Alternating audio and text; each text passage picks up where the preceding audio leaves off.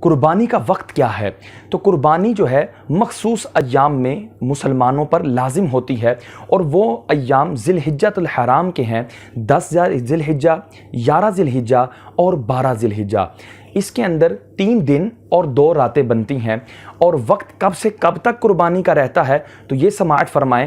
گاؤں دیہات کے جہاں پر عید کی نماز لازم نہیں ہوتی، وہاں پر 10 ذی الحجہ جوں ہی اس کی صبح صادق طلوع ہوگی، صبح صادق یعنی فجر کا وقت جوں ہی آتا جائے گا، اس وقت سے لے کر 12 ذی الحجہ کی غروب آفتاب تک یہ تمام وقت جو ہے قربانی کا وقت ہے۔ اب چاہے دن میں قربانی کریں یا رات میں قربانی کریں، قربانی ہو جائے گی۔ لیکن رات کے وقت سے احتیاط شریعت نے یہ بیان کی ہے کہ جہاں پر روشنی کا اہتمام اچھی طریقے سے ہو جائے تو وہاں پہ قربانی کرنے میں کوئی حرج نہیں ہوگا، لیکن اگر روشنی کا اہتمام صحیح نہیں ہے تو رات کے وقت قربانی کرنے کو شریعت مطہرہ نے مکروہ گردانہ ہے، مکروہ شمار کیا ہے، کیونکہ اس میں کئی اغلاط متوقع ہوتی ہیں۔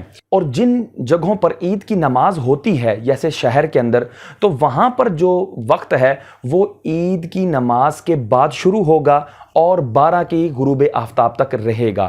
اچھا، اب شہر میں تمام جگہوں پر عید کی نماز ہو جائے تبھی جو ہے وہ قربانی کی اجازت ہوگی، ایسا نہیں ہے۔ اگر پورے شہر میں ایک جگہ بھی عید کی نماز ہو گئی تو اس کے بعد قربانی کرنا جائز ہوگا، لیکن اگر اس سے پہلے کسی نے کر دی کہ شہر میں کسی جگہ بھی عید کی نماز نہیں ہوئی تھی تو اس شخص کی قربانی نہیں ہوگی، اس کو دوبارہ کرنا لازم ہوگا اگر اس کے اندر دوبارہ شرائط پائی گئی تو۔ واللہ اعلم بالصواب۔